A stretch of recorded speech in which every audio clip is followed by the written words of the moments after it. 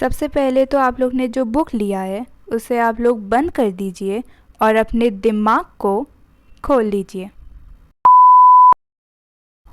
मैं आप लोग को एक प्रोग्राम दे रही हूँ, writer program to print tiger. तो आप लोग प्रोग्राम कैसे लिखोगे? Hash include int main. उसके बाद आप लोग को प्रिंट करना है। आप लोग को इसमें कोई वेरिएबल चाहिए नहीं, क्योंकि आप लोग को कोई वैल्यू स्टोर नहीं करनी। आप लोग को बस टाइगर प्रिंट करना है। रिमेंबर फर्स्ट क्लास का प्रोग्राम जिसमें मैंने टाइगर और मैंगो प्रिंट करवाया था। तो आप लोग को अभी बस टाइगर प्रिंट करना है। तो फिर प्रिंट एफ डबल कोट्स में, क्योंकि मैसेज है ये एक टाइगर डॉट। ठीक है, बस इतना सही प्रोग्राम है। तो अब जब यूज़र आएगा, आउटपुट रन करेगा, तो उसको स्क्रीन में एक टाइगर लिखा हुआ दिखेगा। अब सपोज क्वेश्चन है कि प्रिंट 5 टाइगर्स, 5 टाइगर्स प्रिंट करने हैं। ठीक है, तो मैं 5 बार प्रिंट एफ लिख दूंगी, ऐसे ऐसे करके टाइगर प्रिंट कर दूंगी। ठीक है, अब सपोज क्वेश्चन है प्रिंट 10 टाइगर, 10 टाइगर बाप रे। तो हमें 10 बार टाइगर लिखना होगा, 10 बार प्रिंट एफ लिखना होगा। ठीक है, तो आप सोचोगे चलो कंप्यूटर में तो ईजी होगा, एक बार लिख दो फिर इसको कॉपी पेस्ट कर दो। ठीक है, अब मैं क्वेश्चन दे रही हूँ प्रिंट टाइगर 100 टाइम्स। अब आप कैसे करोगे? तो फिर कोडिंग में एक बहुत अच्छा कंसेप्ट है लूपिंग का कंसेप्ट। लूप मतलब क्या होता है? कोई चीज़ लूप में चल रही है। लूप मतलब एक ही चीज़ बार बार हो रही है, लूप में चल रही है वो चीज़। तो फिर उसके लिए हम लूप्स यूज़ करते हैं। लूप मतलब एक काम को बार बार कराना। ठीक है, तो 3 टाइप के लूप्स होते हैं। मैं अभी मेन लूप की बात करूंगी, फॉर लूप, बाकी 2 लूप बाद में देखेंगे। अब देखो इस प्रोग्राम में जहाँ पर मुझे टाइगर 100 बार प्रिंट करना है, 100 टाइम्स, तो मुझे क्या करना होगा? मुझे काउंटिंग 1 से शुरू करनी होगी और 100 तक, 1 2 3 4 100 ऐसे। ठीक है, तो ऐसे करते करते 100 तक जाना है और हर काउंटिंग में टाइगर प्रिंट होना चाहिए। तो फिर 100 टाइम्स प्रिंट हो गया टाइगर, है ना? तो फिर हम लिखते कैसे है, कोडिंग में कैसे लिखेंगे? तो हम फॉर का यूज़ कर रहे हैं, तो हम लिखेंगे फॉर। अब हम एक वेरिएबल लेंगे, वेरिएबल को हम 1 से 100 तक चलाएंगे। कैसे? हम लोग फॉर में पहले इनिशियलाइजेशन करेंगे। इनिशियलाइजेशन मतलब कोई भी वेरिएबल को इनिशियलाइज करना, मतलब उसको एक वैल्यू देना। ठीक है, तो फिर अब हम उसको वैल्यू दे देंगे। तो हम लोग वेरिएबल, यूजुअली लोग फॉर लूप के लिए आई यूज़ करते हैं, तो हम लोग भी आई यूज़ करेंगे। क्योंकि जब आप देखो, आप कोई भी वेरिएबल ले सकते हो, ए ले सकते हो, बी ले सकते हो, बी इक्वल्स टू 1 लिख सकते हैं, कुछ भी लिख सकते हो। लेकिन यूजुअल नोटेशन जो सब लोग फॉलो करते हैं दैट इज आई। ठीक है, वो रॉन्ग नहीं है, लेकिन जब आप ये लिख रहे हो ना, तो टीचर के लिए बहुत ईजी है प्रोग्राम चेक करना, क्योंकि उनको पता है कि आई अच्छा लूप के लिए यूज़ हुआ है। तो फिर आई आप लोग भी यूज़ करो। ठीक है, गलत कुछ भी नहीं है, बस ये कि ये एक अच्छा वे है दिखाने का। तो आई इक्वल्स टू 1। अब मुझे इधर मेरा कंडीशन होता है कि ये जो इनिशियलाइजेशन हुआ उसके बाद इधर एक कंडीशन चेक होगी। ये लूप के अंदर आपने कोई काम किया होगा, ये लूप के अंदर तभी जाएगा, तभी वर्क करेगा जब ये कंडीशन करेक्ट हो। तो मुझे कंडीशन क्या देनी है? मुझे कंडीशन देनी है कि भाई 1 से 100 तक चल। ठीक है, तो फिर अब क्या होगा? 1 आएगा तो 1 चेक होगा क्या वो 100 से छोटा है? हाँ छोटा है, तो फिर वो लूप के अंदर आ जाएगा और आप लोग को बस एक बार प्रिंट एफ टाइगर लिखना है, टाइगर। ठीक है, तो ये काम हो गया। अब क्या होगा? अब जो कंप्यूटर है ना, वो कर्सर प्रोग्राम को एग्जीक्यूट कैसे करता है मैं बता रही हूँ। सबसे पहले वो ये देखते हैं, अच्छा ठीक है आई में अभी 1 आ गया। फिर चेक होगा, कंडीशन चेक होगा, क्या आई 100 से छोटा है? हाँ छोटा है, तो फिर वो अंदर आ जाएगा और ये प्रिंट हो जाएगा, जो भी काम है वो एग्जीक्यूट हो जाएगा। फिर इधर से ब्रैकेट, ये इधर से इधर चल जाएगा। अब इधर हम करते हैं, इधर हम इंक्रीमेंट डिक्रीमेंट या कुछ भी मतलब वेरिएबल के साथ छेड़छाड़ करते हैं। जैसे इधर मैं लिखूंगी इस प्रोग्राम में आई प्लस प्लस, क्यों आई प्लस प्लस कर दिया? अब मुझे काउंटिंग कैसे करना है ना, 1 2 3 4, तो मैं आई प्लस प्लस कर रही हूँ। आई प्लस प्लस मतलब मैं आई को एक बार भरा रही हूँ। ठीक है, जैसे अगर आई 2 है तो आई 3 हो जाएगी, आई 5 है तो आई 6 हो जाएगी। तो इस केस में क्या है, देखो आया ऐसे ऐसे आ रहा है। अब इधर आया, आई में 1 आ गया, 1 क्या 100 से छोटा है? हाँ छोटा है, तो टाइगर प्रिंट हो जाएगा। अब ऊपर जाएगा आई प्लस प्लस, आई का वैल्यू 1 था तो अब 2 हो जाएगा। अब इधर से इधर वापस जंप करते हैं। मतलब बेसिकली कंडीशन कब चेक होता है? हर काम एग्जीक्यूट होने से पहले वो कंडीशन चेक होगा। काम एग्जीक्यूट तभी होगा जब ये जो कंडीशन है ये ट्रू हो। ये ट्रू है तो फिर काम एग्जीक्यूट हो जाएगा। ठीक है, तो ऐसे करते करते ये पहुंचेगा 99 तक। ठीक है, 99 100 से छोटा है? हाँ छोटा है। फिर आएगा प्रिंट हो जाएगा ये। फिर ऊपर आएगा 100, क्या 100 से छोटा है? नहीं, पर बराबर है, मैंने इक्वल्स टू दिया है तो 100 के बराबर है। तो फिर अंदर आएगा, प्रिंट होगा, काम हो जाएगा। फिर आई प्लस प्लस होगा, तो अब ये क्या हो जाएगा? 100 प्लस प्लस मतलब 101। क्या ये जो 101 है ये 100 से छोटा या बराबर है? नहीं भाई, ये तो बड़ा है। तो अब ये कंडीशन हो गई फॉल्स। फॉल्स होते ही ये बाहर आ जाएगी, इधर आ जाएगी, मतलब इधर जो भी काम होगा या बंद हो जाएगा लूप, मतलब जो भी आपका इंट मेन है वो एग्जीक्यूट हो जाएगा। तो ये फॉर से एग्जीक्यूट टर्मिनेट हो जाएगा। हम लोग एक वर्ड यूज़ करते हैं टर्मिनेट। टर्मिनेट मतलब कोई चीज़ से टर्मिनेट, निकलना। तो अब जो भी प्रोसेस है वो टर्मिनेट हो जाएगा, वो फॉर लूप से निकल जाएगा। तो ऐसे लूप वर्क करते हैं, फॉर लूप। मैं आपको एक और अच्छा सा एग्जाम्पल देती हूँ। ठीक है, तो हम फॉर का यूज़ करेंगे। ठीक है, वेरिएबल एक डिक्लेयर करना पड़ेगा आपको ऊपर आई, क्योंकि आप आई का यूज़ कर रहे हैं ना। आप जो भी वेरिएबल का प्रोग्राम में यूज़ करोगे आपको उसको डिक्लेयर करना पड़ेगा ऊपर। ठीक है, आई इक्वल्स टू, आपको वापस काउंटिंग चलानी है, आई इक्वल्स टू 1, 1 से 10 तक। आपको मैंगो और टाइगर ये दोनों 10 टाइम्स छापना है ना, प्रिंट करना है। तो फिर आप 1 से 10 तक चलाओगे। उसके बाद print F mango, print F tiger, या आप एक साथ भी लिख सकते थे, एक ही बात है, मैंने आपको वही बताया था फर्स्ट वीडियो में कि हम अलग अलग क्यों लिख रहे हैं, ताकि दिखाने के लिए कि दो मैसेज साइमल्टेनियसली प्रिंट हो रहे हैं। मैंगो टाइगर ऐसा कोई वर्ड है नहीं, पर मैंगो अलग और टाइगर अलग एक वर्ड है, तो just for the readability of the code हम ऐसे लिख रहे हैं। अब ये कैसे वर्क करेगा, बहुत सिंपल है।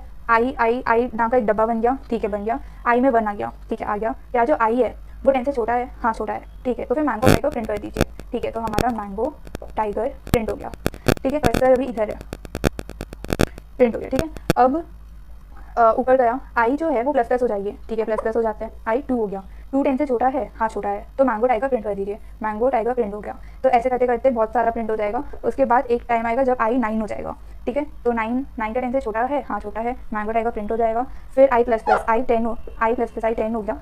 क्या जो 10 है वो छोटा है, नहीं भाई, लेकिन हाँ 10 के बराबर जरूर है, इक्वल टू साइन है इधर, तो फिर मैंगो टाइगर प्रिंट हो जाएगा। फिर ये 11 हो जाएगा।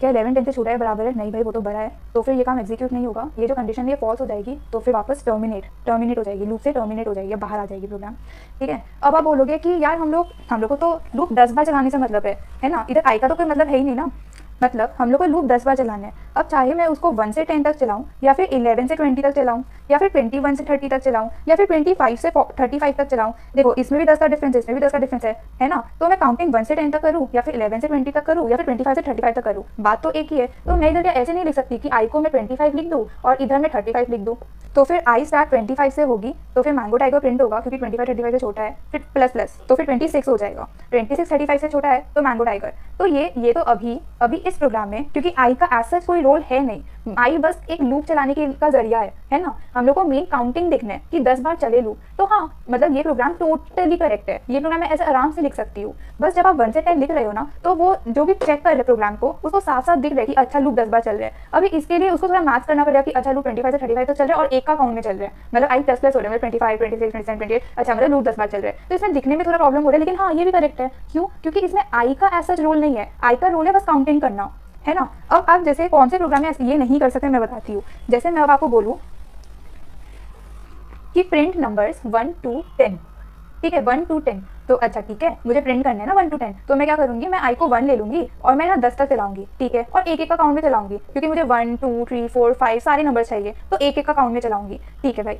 अब मुझे प्रिंट करना है, क्या प्रिंट करना है, मुझे तो 1 to 10 प्रिंट करना है। तो ये मैं कैसे प्रिंट करूंगी, आई जब 1 है तो मुझे 1 प्रिंट करना है, फिर नेक्स्ट में आई 2 हो जाएगा और तब मुझे 2 चाहिए, अच्छा मतलब मुझे आई को प्रिंट करना है ना। तो फिर इसमें मैं कैसे प्रिंट करूंगी, वही फॉर्मेट स्पेसिफायर का यूज़ करना नहीं भूलूंगी, उसके बाद कॉमा, और मुझे आई की वैल्यू चाहिए, तो फिर बस ये प्रोग्राम है।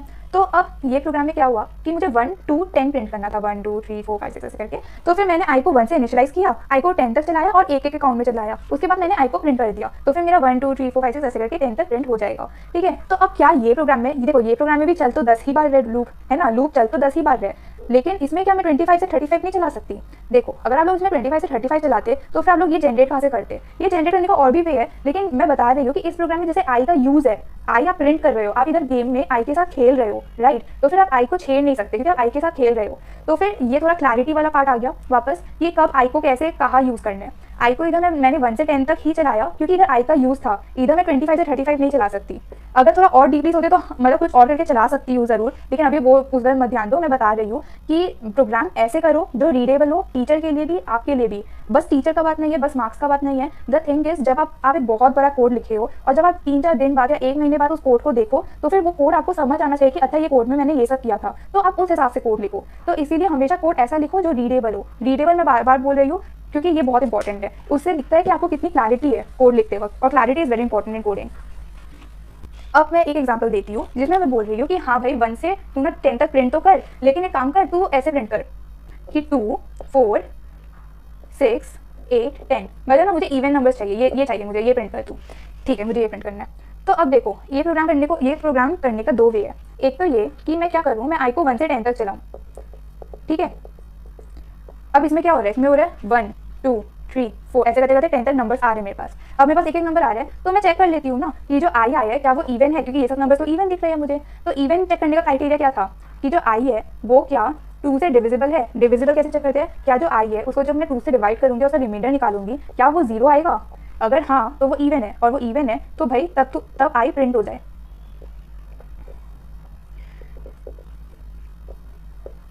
अब इसमें क्या होगा, देखो नंबर सारा आ रहे हैं 1 2 3 4 5 6 7 8 9 10 नंबर आ रहे हैं, नंबर 1 आया, क्या जो 1 है वो इवन है, वो 2 से डिविजिबल है? नहीं है, तो कुछ नहीं होगा, ये इफ का काम नहीं होगा। ऊपर गया प्रोग्राम, 2 हुआ, 2 10 से छोटा है? हाँ है।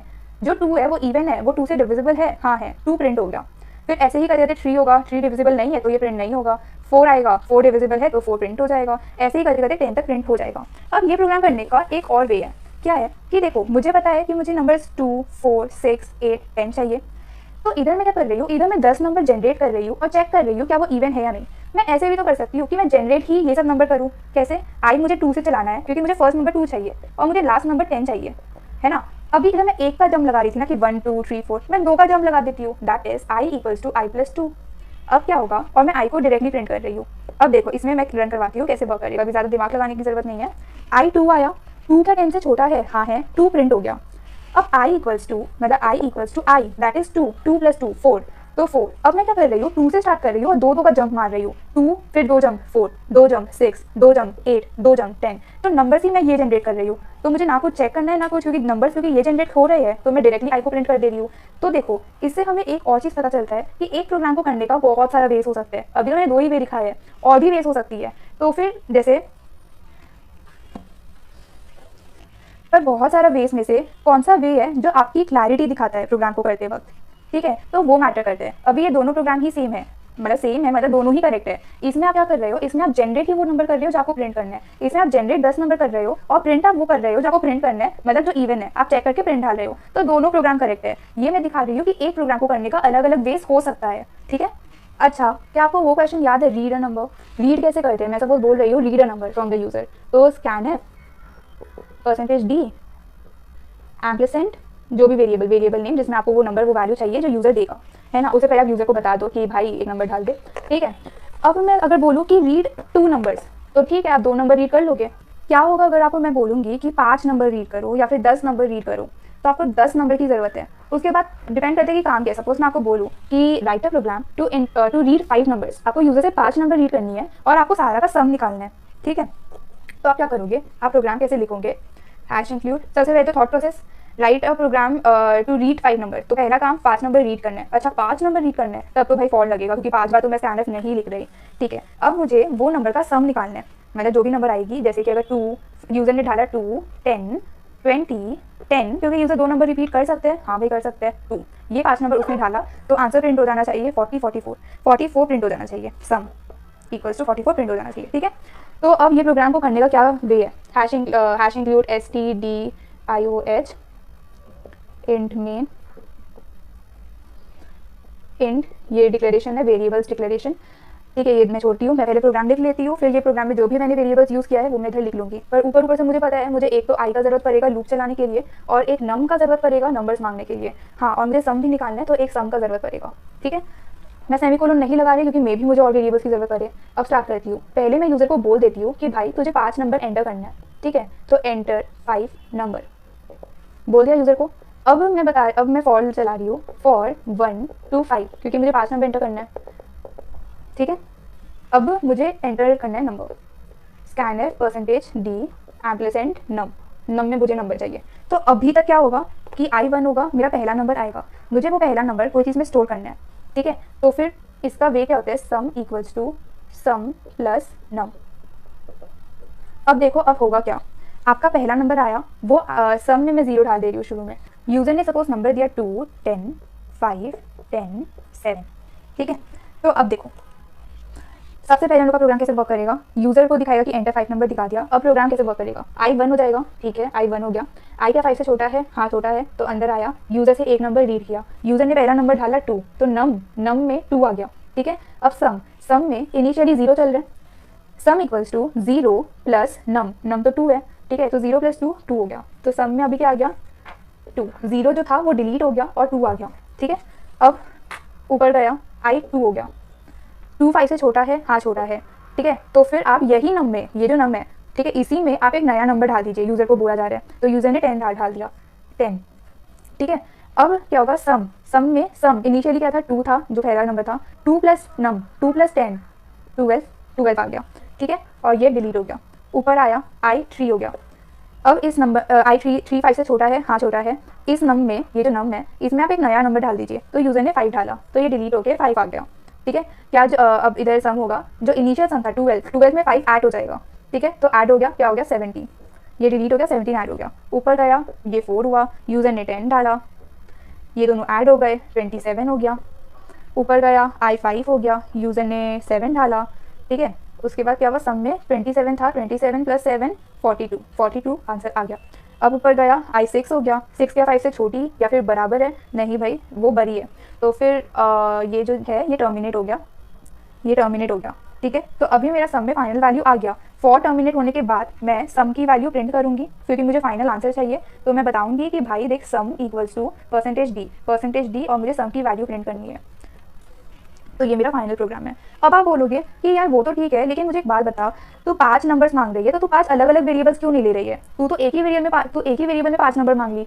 अब देखो इसमें क्या है ना, मैंने एक ही वेरिएबल में 5 नंबर मांग लिया, जब पहला नंबर आया मैंने उसके साथ काम करा, फिर दूसरा आया, जब दूसरा आया क्या मुझे पहला नंबर का रिक्वायरमेंट था? नहीं था मुझे रिक्वायरमेंट, क्योंकि वो नंबर को मैंने इधर सम में स्टोर कर लिया था वो नंबर को। तो मुझे जब रिक्वायरमेंट नहीं होती ना, मैं एक ही वेरिएबल में 10 नंबर मांग सकती हूँ या 100 नंबर मांग सकती हूँ, ठीक है। इससे क्या होगा कि आप देखो ना, 100 नंबर के लिए अलग अलग वेरिएबल्स तो यूज़ नहीं करोगे ना, 100 वेरिएबल्स थोड़ी यूज़ करोगे, ठीक है। तो वो डिपेंड करता है। अभी जैसे आपका काम नहीं था, जब ये 10 आया, जब ये 5 आया, तब ये शुरू का जो 2 आया था कोई काम था नहीं था काम, क्योंकि इधर ऑलरेडी स्टोर हो रहा है। तो मैं एक ही वेरिएबल में 5 नंबर मांग रही हूँ, 10 मांगूंगी या 100 मांगूंगी, एक ही बात है, गलत नहीं है, ठीक है। तो फिर ये प्रोग्राम वर्क कैसे करता है ये आपने देख लिया। इसको हम लोग बोलते हैं ड्राई रन या फिर ट्रेसिंग। कोई ट्रेसिंग बोलते हैं कि हम प्रोग्राम को ट्रेस कर रहे हैं कि प्रोग्राम कैसे वर्क कर रहे हैं। अच्छा पहले ये हुआ, फिर ये हुआ, ठीक है। अब देखो यूजर का point of view, output screen में क्या होगा ये प्रोग्राम के हिसाब से। सबसे पहले तो यूजर को बोला जाएगा कि भाई एंटर 5 नंबर, ठीक है। अब क्या होगा कि यूजर एंटर कर देगा 5, 10, 20। अब आप बोलोगे कि यार इधर ठीक है स्कैनएफ है जिसके कारण यूजर 5 नंबर एंटर कर रहा है, पर ये भी तो है, इसके कारण कुछ इधर क्यों नहीं हो रहा है? क्योंकि भाई देख, तू इधर जो कर रहा है, तू ये कैलकुलेशन कर रहा है, ये एक प्रोग्राम का पार्ट है, आउटपुट का पार्ट नहीं है, क्योंकि तू इधर कुछ प्रिंट नहीं कर रहा है जो यूजर को दिखेगा, है ना। तो फिर ये कैलकुलेशन अपने अंदर ही हो रहा है। तो यूजर अभी नंबर दे रहा है, तो क्या क्या नंबर था, 10, 5, 10, 7। यूजर ने 5 नंबर दे दिया, ठीक है। तो ये कैलकुलेशन हो गया। अब यूजर को ये आउटपुट दिखा देगा, अच्छा ठीक है, तो जो भी तूने नंबर दिया है ना उसका सम 42 है। This is the complete program. मैंने अभी आपको फॉर लूप सिखाया है। अभी आता है गेम में वाइल, डू वाइल। फॉर हो गया। फॉर का एक बार सिंटैक्स देख लो, सिंटैक्स मतलब लिखने का तरीका। फॉर, इधर आप क्या करते हो, हाँ अब देखो फॉर इधर आप क्या करते हो, आप इनिशियलाइज करते हो, आप वेरिएबल को देते हो नंबर कि 1, भाई तू 1 से इतना तक चल, 1 से चल, इससे चल, तो आप इनिशियलाइज करते हो। तो इधर आता है इनिशियलाइजेशन, ठीक है। उसके बाद आप इधर कंडीशन देते हो कि ये कंडीशन करेक्ट होगा तो ही लूप में घुसे, तो फिर कंडीशन। फिर आप देते हो इधर इंक्रीमेंट, डिक्रीमेंट, वैल्यू चेंजिंग, जो भी मतलब इधर कुछ होगा आई के साथ वो, तो आप इधर इंक्रीमेंट डिक्रीमेंट लिख दो या फिर कुछ भी कैलकुलेशन कुछ भी लिख दो, ठीक है। अब आप एक चीज़ देखो, ये है सिंटैक्स, ये फॉर का सिंटैक्स है। सिंटैक्स में आपने देखा होगा जब मतलब प्रिंट एफ का सिंटैक्स क्या है, ये अलग अलग सिखा रही हूँ मैं कि प्रिंट एफ का सिंटैक्स है कि आप इधर कुछ मैसेज दे दो, इधर कुछ वैल्यू दे दो, ऐसे करके कुछ होगा। तो इधर प्रिंट एफ का सिंटैक्स में ये वर्ड एज इट इज आ रहे हैं, ये वर्ड एज इट इज आ रहे हैं, और जब आप यूज़ करते हो कोडिंग में तो भी आप ये वर्ड एज इट इज लिखते हो, ये वर्ड एज इट इज लिखते हो। तो फिर ये जो है फॉर, ये जो वर्ड है जो आप एज इट इज लिख रहे हो सिंटैक्स और उसमें, इसको हम लोग बोलते हैं कीवर्ड्स। कीवर्ड्स मतलब कीवर्ड्स कुछ भी नहीं है, वो एक रिजर्व्ड वर्ड्स है जिसके लिए सी ऑलरेडी बुक है प्रोग्रामिंग लैंग्वेज में, सी लैंग्वेज में, ठीक है। जो भी आप लैंग्वेज अभी यूज कर रहे हो उसमें कीवर्ड्स मतलब already reserve words, these are reserved words. Basically ये सब बुक्ड है। अब आप इसको as a variable name use नहीं कर सकते, क्योंकि फॉर का मतलब कुछ है वो लैंग्वेज में, और जिसका मतलब कुछ होता है आप उसको as a variable name use नहीं कर सकते, तो उसको कीवर्ड्स बोलते हैं, ठीक है। तो फॉर इज अ कीवर्ड, ठीक है। वाइल और डू वाइल देखते हैं कैसे वर्क करता है। इसमें भी इनिशियलाइजेशन होती है, कंडीशन होती है, इंक्रीमेंट डिक्रीमेंट होती है, सब सेम है, बस थोड़ा लिखने का तरीका अलग है। तो वाइल का देखते हैं पहले, तो डू वाइल को गोली मारो, आई मीन एक बार हटाओ। वाइल में आप कैसे लिखते हो, चलो वही प्रोग्राम कर लेते हैं इस बार थोड़ा अलग, कि आप 51 से 60 तक नंबर्स प्रिंट करो। तो आप क्या करोगे, आई को आप 51 लिख दो, ठीक है।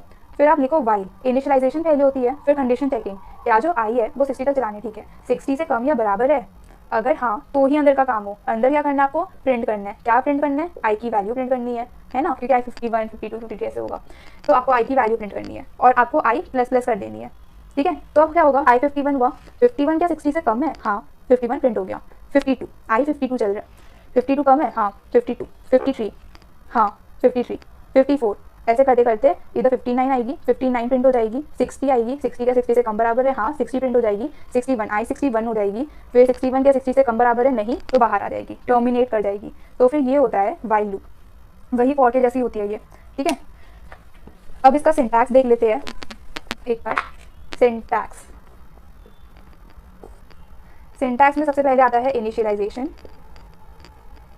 फिर आप एक कीवर्ड दैट इज वाइल का यूज करते हो और एक कंडीशन लिखते हो। कंडीशन है ना, ये कंडीशन ट्रू होती है तो ही अंदर का काम होता है। अंदर आप स्टेटमेंट्स मतलब कुछ भी कैलकुलेशन प्रिंट कुछ भी स्टेटमेंट्स देते हो और फिर इधर इंक्रीमेंट या डिक्रीमेंट कर देते हो, वही वैल्यू चेंजिंग, तो इधर कुछ कर देते हो। ये सिंटैक्स है वाइल का। अब आते हैं गेम में डू वाइल। डू वाइल में क्या होता है, डू वाइल में पहले मैं सिंटैक्स लिखूंगी, इसमें सिंटैक्स कॉपी आपकी बंद है ना, कॉपियाँ बंद ही होनी चाहिए। सिंटैक्स लिख रही हूँ ताकि आप समझो कि क्या बोलना चाहती हो, इसलिए नहीं कि कॉपी में कॉपी करो। नोटबुक, कॉपी मतलब नोटबुक। सबसे पहले आप इनिशियलाइज करोगे, ठीक है, फिर आप डू लिखोगे, फिर ब्रैकेट शुरू करोगे और कोई काम करोगे इधर, दैट इज स्टेटमेंट्स, कोई काम होगा आपका। फिर आप इधर इंक्रीमेंट डिक्रीमेंट कर दोगे, इंक्रीमेंट या डिक्रीमेंट या फिर कोई भी कुछ भी। फिर इधर आप लिखोगे वाइल और इधर होगी आपकी कंडीशन चेकिंग, तो कंडीशन सेमीकोलन, ठीक है। ये सेमीकोलन भूलना मत, ये मैं आपको दिखाऊंगी कि आप कैसे कंफ्यूज ना हो, ये सेमीकोलन भूलना मत। हाँ, तो अब करते हैं इसको रन। सबसे पहले वैल्यू इनिशियलाइज होगी, ठीक है, सपोज आई ही ले लेते हैं क्योंकि लूप्स के लिए आई यूज़ करते हैं, तो आई में सपोज कुछ वैल्यू आ गई। फिर कहीं पर भी कंडीशन है नहीं, डू काम करने बोल रहे भाई, ठीक है काम करते हैं, तो स्टेटमेंट्स कुछ काम होगा, कुछ प्रिंट होगा, कुछ भी होगा। फिर इंक्रीमेंट डिक्रीमेंट, आई अगर 1 है तो उसकी वैल्यू 2 हो जाएगी या फिर माइनस, मतलब वो डिपेंड करते हैं कि आप आई के साथ क्या कर रहे हो। तो सपोज आई 1 है वो 2 हो जाएगी, ठीक है। अब आता है इधर होगा कंडीशन चेक। अब सपोज मैं एक प्रोग्राम लिखती हूँ साइमल्टेनियसली कि आई इक्वल्स टू 1, हाँ मैंने प्रोग्राम लिख दिया, आई में 1 चल रहा है, ठीक है, डू काम होना है, ठीक है, 1 प्रिंट हो गया, आई 2 हो गया। अब चेक होगी कंडीशन, क्या जो आई है 2 है वो 5 से छोटी है, हाँ, तो फिर वापस डू के पास जाएगा, डू बोले काम कर, ठीक है, तो 2 प्रिंट हो गया। अभी तक 1 प्रिंट हुआ था, अब 2 प्रिंट हो गया। 3 आई 3 चल रहा है, क्या 3 5 से छोटी है, हाँ कंडीशन करेक्ट है, तो फिर इधर आ जाएगी डू के पास, ठीक है। 3 प्रिंट हो जाएगी, क्या 4 मतलब आई 4 हो जाएगी, 4 5 से छोटी है, हाँ छोटी है, डू 4 प्रिंट हो जाएगा। 5 5 से छोटी है नहीं, बराबर है, हाँ डू 5 प्रिंट हो जाएगा। आई अभी 6 चल रहा है, 6 छोटी है बराबर है नहीं, वो तो बड़ी है, तो फिर आउट, टर्मिनेट। फॉल्स में आउट आ जाएगा, बाहर चल जाएगा, ट्रू में डू के पास चल जाएगा। तो अब आप लोग फॉर वाइल ये दोनों और इसमें डू वाइल में एक डिफरेंस देख पा रहे हो। चलो मैं आपको एक काम करती हूँ, डिफरेंस छोड़ो, इधर सपोज मैं लिखती कि जो आई है वो लेस देन 0, ये लिख रही हूँ मैं, ठीक है, इधर मैं ये लिख रही हूँ इसको, ठीक है। अब देखो मैंने एक ही प्रोग्राम लिखा है, आई को 1 किया है, ठीक है, फिर आई को प्रिंट कर रही हूँ, आई को इंक्रीमेंट कर रही हूँ और कंडीशन भी सेम है, एक ही प्रोग्राम है दोनों। अब मैं दिखा रही हूँ आपको डू वाइल और वाइल का डिफरेंस, ठीक है।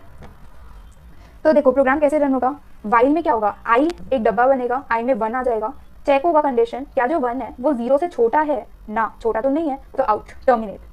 अब इसमें आई डब्बा बनेगा, आई में 1 आ जाएगा, ठीक है। अब डू काम करने बोल रहे हैं, आई को प्रिंट कर रहे हैं, ठीक है, आई प्लस प्लस आई 2 हो गया। अब कंडीशन चेक होगा, क्या जो 2 है वो 0 से छोटा है नहीं है, आउट।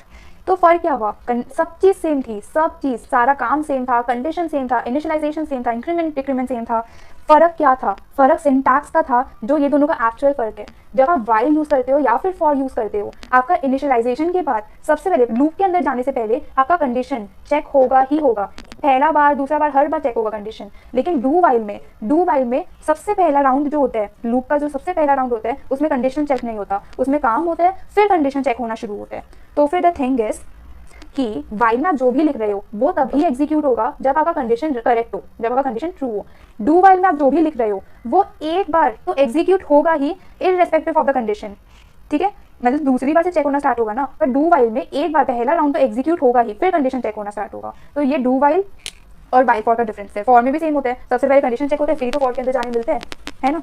तो इसीलिए फर्क देखो, डू वाइल में आप काम कर रहे हो और इधर वाइल लिख के कंडीशन चेक कर रहे हो, और वाइल और फॉर में आप लोग पहले कंडीशन चेक कर रहे हो। तो फिर इसीलिए जो वाइल और फॉर होते हैं ये दोनों को बोलते हैं entry control loop, entry controlled loop, ठीक है, क्योंकि इसमें एंट्री पहले कंट्रोल हो रही है, मतलब इसमें जो एंट्री है वो कंट्रोल हो रही है, पहले कंडीशन चेक हो रहा है एंट्री के दौरान, और इसमें कंडीशन चेक हो रहा है एग्जिट के दौरान। जब सारा स्टेटमेंट हो जा रहा है और जब एग्जिट करना चाह रहे हैं तब कंडीशन चेक हो रहे हैं, और ट्रू हो रहे तो वापस परफॉर्म करने बोल रहे हैं, तो इसको बोलते हैं एग्जिट कंट्रोल लूप, अच्छा, एक और बहुत इंटरेस्टिंग चीज़ बताती हूँ। मेरा मेन फोकस फॉर में होगा क्योंकि फॉर आप ज़्यादातर यूज़ करोगे, ठीक है। तो एक और एक इंटरेस्टिंग चीज़ बताती हूँ कि इधर इनिशियलाइजेशन आता है, फिर सेमीकोलन होता है, सेमीकोलन सिंटैक्स का पार्ट है, फिर कुछ आता है condition syntax, I mean semicolon, फिर इंक्रीमेंट डिक्रीमेंट। ये तीनों में से आप कुछ भी खाली छोड़ सकते हो। मतलब कि अगर आप ऐसे लिख सकते हो, आपने इनिशियलाइज कर दिया, कंडीशन आपने खाली छोड़ दिया और फिर ये सेमीकोलन दे दिया, मतलब कंडीशन आपने खाली छोड़ दिया और इंक्रीमेंट डिक्रीमेंट कर दिया। ये प्रोग्राम करेक्ट है, इसमें कहीं पर भी सिंटैक्स एरर नहीं है, आप खाली छोड़ सकते हो, ठीक है। सिंटैक्स एरर मतलब क्या हो गया कि जब प्रोग्राम कंपाइल हो रहा है उसके दौरान एरर आना, उसको सिंटैक्स एरर बोलते हैं कि आपने सेमीकोलन मिस कर दिया, आपको जहाँ पर कुछ लिखना चाहिए था आपने नहीं लिखा, तो फिर वो सिंटैक्स एरर होता है, मैंने बताया हुआ है। तो कोई सिंटैक्स एरर नहीं है। आपने सपोज लिखा, आपने सपोज इनिशियलाइजेशन नहीं किया, कोई कंडीशन चेक किया और इंक्रीमेंट डिक्रीमेंट भी नहीं किया, ये भी करेक्ट है। करेक्ट ये भी है कि आपने ये भी खाली छोड़ दिया, ये भी खाली छोड़ दिया, ये भी खाली छोड़ दिया, ये भी करेक्ट है, ठीक है। मतलब करेक्ट सब चीज़ है, आपको सेमीकोलन देना पड़ेगा, वो सिंटैक्स का पार्ट है। तो अब एक और चीज़, सपोज मैंने लिखा i = 1, आई को मैं भराते जा रही हूँ, मतलब आई क्या फेंकेगा 1 2 3 4 5 6 7 ऐसे, और मैं इधर कंडीशन ले रही हूँ i > 0।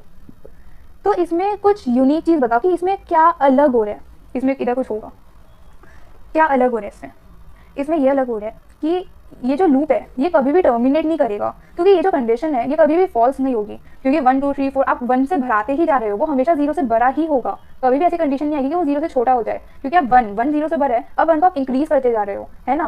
तो ये लूप चलते रहेगी चलते रहेगी चलते रहेगी, और इसको हम लोग बोलते हैं इनफिनिट लूप, इनफिनिट लूप, ठीक है। अब मुझे एक बात बताओ, सपोज आपने कंडीशन दिया, ये इनफिनिट लूप है,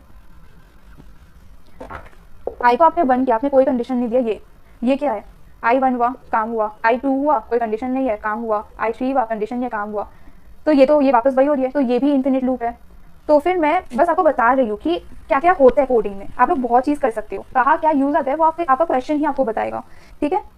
now suppose this is your question, तो फिर अब सबसे पहला स्टेप क्वेश्चन को रीड करना, read 10 number, print quantity of number which are divisible by 5, ठीक है। क्वेश्चन को समझना। अच्छा, क्वेश्चन बोल रहा है कि मुझे 10 नंबर्स मांगना है, ओके, तो मैं लूप का इस्तेमाल करूँगी, प्रिंट क्वांटिटी ऑफ नंबर, ठीक है। अच्छा, जो नंबर 5 से डिविजिबल है मुझे उसको काउंट करना है, और फिर उसकी मतलब जो काउंट करूँगी वही तो क्वांटिटी होगा ना, तो फिर ठीक है, तो मुझे उसको फिर प्रिंट कर देना है, ठीक है। अब प्रोग्राम लिखती हूँ, हैश इंक्लूड ये इंट मेन, सबसे पहले तो डिक्लेयर करूँगी वेरिएबल्स, एक लूप के लिए आई लगेगा, एक नम लगेगा, हाँ, और एक काउंटर लगेगा जिसकी इनिशियल काउंटर को मैं सी ले रही हूँ, काउंट लिख लेती हूँ, काउंट लिख दे रही हूँ, काउंट = 0, क्योंकि काउंटिंग तो शुरू से ही करूँगी ना, ठीक है। इस प्रोग्राम में जैसे आप सोचो कि आप लोग के पास सपोज 5 लोग हैं, ठीक है, 5 लोग हैं, 5 लोग हैं। अब मैं बोलूँ कि ना 5 लोग में से जिनका भी नाम n से शुरू होता है उसको आपको काउंट, उसका क्वांटिटी मेरे को बताना है, तो आप लोग काउंट करोगे, काउंट कैसे करोगे। अच्छा, तेरा नाम n से शुरू है, नहीं, तेरा नाम n से शुरू है, हाँ ठीक है, 1 है ना। तो इनिशियली आपका फिंगर्स में क्या चल रहा था, 0। अब जैसे ही पहला n वाला इंसान आया आपने 1 किया, फिर दूसरा n वाला इंसान आएगा 2 करोगे, चेक करोगे n है, नहीं भाई ये तो n नहीं है, तीसरा n वाला आएगा, सपोज n निकलेगा, चेक करोगे, हाँ ये n निकला तो 3, तो फिर आप 3 प्रिंट कर दोगे, है ना। तो फिर अब इसको ऐसे ही देखो, आपने पहले तो आप यूज़र को बोल दो कि एंटर 10 नंबर्स, ठीक है। अब फॉर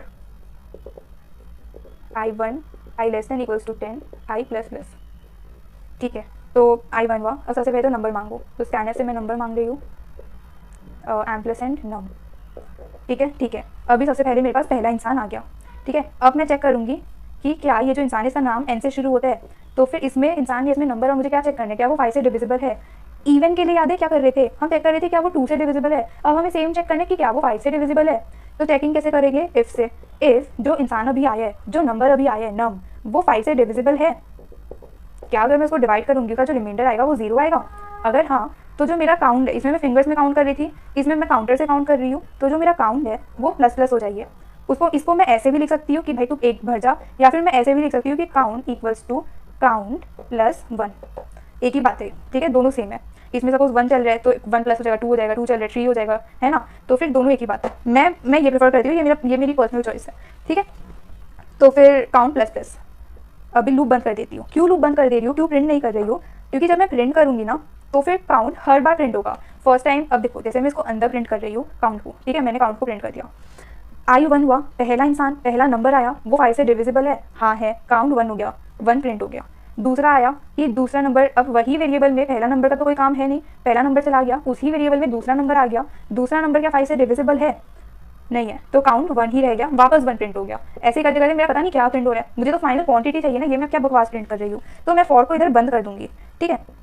अब मैं फॉर के बाहर जब मेरे अकाउंट में फाइनल वैल्यू आ जाएगी, जैसे कि सपोज करो आपने मुझे बोला कि आपके पास 5 इंसान है, मुझे क्वांटिटी तो वो इंसान का जिनका नाम एन से शुरू होते हैं, तो फिर आपने सबसे पहले इंसान को लाया, पूछा कि भाई तेरा नाम एन से शुरू होता है, उसने बोला हाँ 1।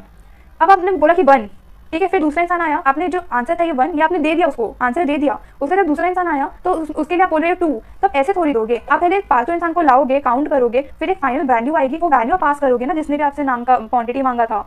तो फिर वही इधर आपको काम करना है, फिर जो फाइनल आंसर आएगा वो फॉर के बाहर प्रिंट करोगे, ठीक है। तो फिर इधर आप प्रिंट कर दोगे %d काउंट। ये आपका फाइनल प्रोग्राम है, ये आपका फाइनल प्रोग्राम है, ठीक है। तो इसमें क्या हो रहा है, इसमें हो रहा है ये अब ड्राई रन करते हैं।